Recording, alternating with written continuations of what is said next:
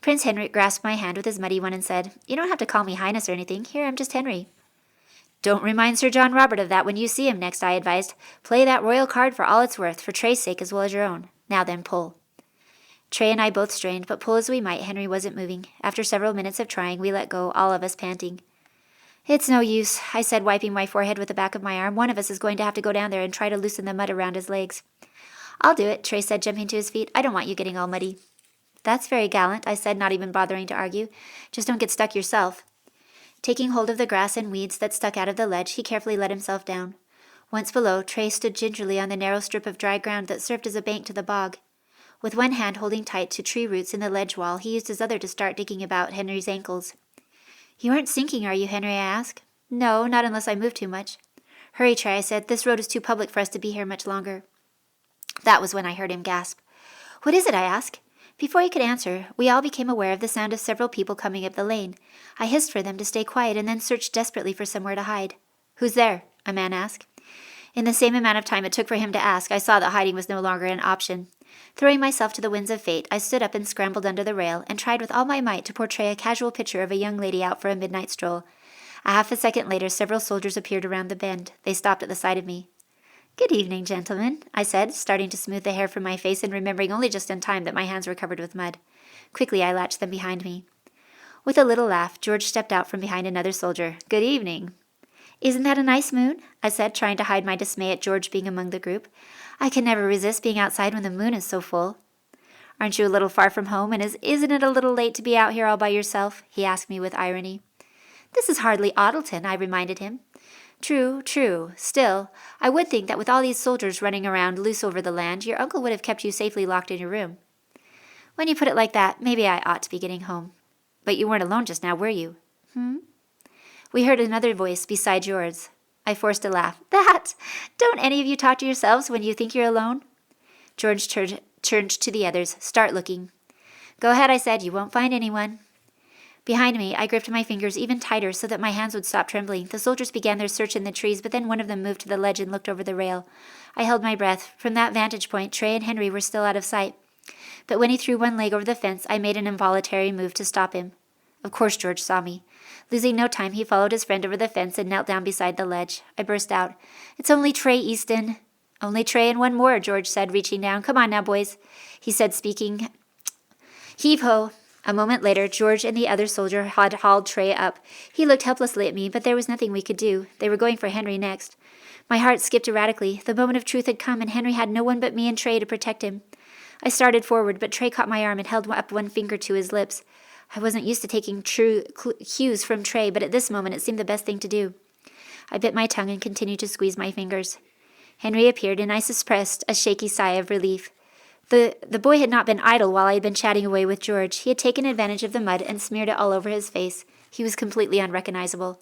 Henry, followed by the soldiers, climbed over the fence and landed in the grass beside me. "You start them pretty young, don't you?" George said to me as he rubbed Trey's head. Trey ducked away incensed. "Leave me alone." George turned to Henry and started laughing. "Look at him, he's coated. What did you do, go swimming down there?" "Yeah, I did. You should try it. Might improve your looks," Henry said. George stopped laughing. "Who are you, kid?" "His name is Darryl," I said quickly. "He works for my uncle." "He doesn't sound very Eastern," George said, looking narrowly at Henry. "Most children can imitate a Western accent around here," I said. "Show him, Trey." "Oh, you mean like this?" Trey asked. He cleared his throat and straightened his shoulders. "Yes," he began in a very nasal voice. "I come from the West, where we're all very superior. We talk superior, we walk superior, and we're all helpless without our phones." I bit my lip to keep from smiling, but even George and his men were grinning, amused by Trey's rather bad attempt at Western speech. Encouraged, Trey went on. "And I'm a big important captain, and I'm looking for mean old Timothy Easton, but I'm never going to find him because Timothy's long gone, probably 100 miles from here by now." No one was smiling now. George grabbed Trey's arm. "What's that supposed to mean?" "You heard me," Trey said. "Timothy's too smart to stick around here." Without letting go of Trey, George turned to me and said, "You've seen him, haven't you? Answer me now and tell me what you know. Have you seen him tonight?" "Of course not," I said. "But he has a point. Timothy and Richard really could be miles from here by now." "If I believed that, I wouldn't be in Easton, and neither would you three be out here in the middle of the night." "That's another good point. We confess. We were out here searching for them, but we haven't found them either." "Now," I said, reaching for Trey's other arm, "let him go." I gave his arm a pull, but then so did George. Trey looked at George and then at me, and then back at George again. Finally, George released Trey, giving him a whack on the back of the head. "Ow! What'd you do that for?" Trey asked. That's for the bad impression of me, George said, walking back to the road. Oh, I could do better, Trey said, going after him. But I held tight to his arm. Quit it, I hissed into his ear. George turned around long enough to give Trey a warning glance. Come on, you three. I'm going to have you all taken home. We'll manage on our own, I said. Forget it. I don't need a bunch of smart aleck kids running around the countryside while I'm conducting a military search. He turned to two of his soldiers. Matthews, Connolly, take them back to their houses and make sure their parents know where they've been. Neither Matthews nor Connolly seemed pleased with this arrangement. I didn't feel very pleased myself. All right, you heard him, Matthews said to us. Get walking. There was nothing to be done at this point but to obey, but as we started down the road toward town under our new escort, Trey leaned close to my ear and said, I'm pretty sure we can take them. Don't even think about it, I whispered back. I glanced over my shoulder. George and the others were standing there watching to make sure we went nicely. Good night, George, I said. Thanks for nothing. He pointed at me. Don't let me see you again tonight. What a jerk, Trey said as we continued. Yeah, Henry agreed, but he won't be so cocky for long. Daryl, I warned him. Both Matthews and Connolly were eyeing Henry, and not in a harmless way. I smiled at them. Daryl sometimes forgets he's only 5'2", 100 pounds, and works in a stable. Don't listen to him. I'm 5'3", thank you very much, and I weigh 120. You do not, Trey said. You want to bet? Boys, I said, cool it. I must have spoken with enough authority to be obeyed because we were able to continue for the next several yards in silence. We didn't get much farther when Trey suddenly dropped to the ground and began fumbling with his shoe. Come on, move, Matthews said. Wait, I need to tie my laces, he said. He gave his shoe lace a yank and the string broke. Confound it, now what am I going to do? Lisbette, do you have something I can use to tie my shoe? Who cares, Connolly said. You can fix it when you get home. My shoe will fall off, Trey said peevishly. Help me, Lisbette. Oh, for heaven's sake, I said, hoping I appeared sufficiently disgusted. Can't you figure it out on your own? But I ducked down and began to try to fix the shoelace. As I knew he would, Trey began to whisper something into his knee. I had to lean closer to hear him. We've got to get back to the bog, he said. Why? I whispered back. There's a body in there. I touched it. It's buried in the mud, but you can see the boot, a man's boot. Did you see what kind of boot? No, I didn't have time to look. Get on with it, Matthews said. I don't want to be out here babysitting all night. What do we do? Trey whispered back. Nothing, I said. We'll get home, and then we can come back when they leave us. That could be too late, he whispered back. Connolly walked back to where we were crouched on the road and jerked Trey back up to his feet. I said that's enough. Get moving.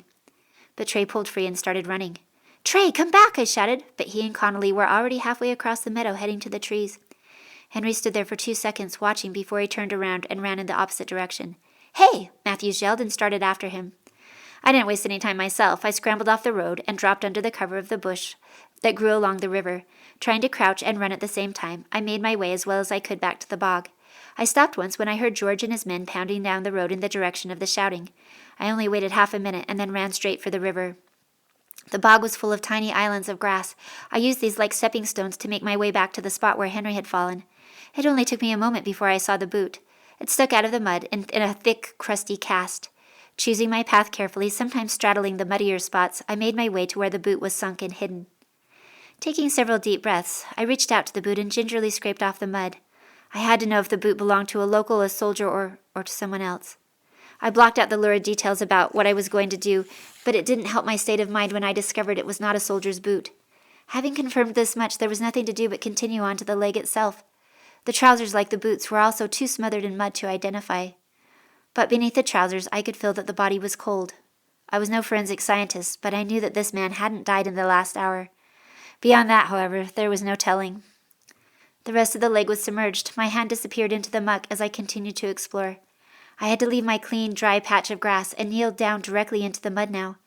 I was shivering, not only with the dampness, but with stark fear and unavoidable nausea. Suddenly my hand touched something lying against the leg. I stopped, confused. Reaching further, I realized that it was some kind of bag. I moved closer and began to pull. There was a loud squelching sound as it came out of the mud, and I nearly fell backwards before I could retain my balance. I scraped great globs of muck from the heavy satchel until it shrunk to a more recognizable shape. My hand shook hard, but I managed to open the bag. It was remarkably dry and clean inside. When I held it open, I saw 3 things: a map, a bundle of currency, and the royal seal. "Oh, Richard," I breathed.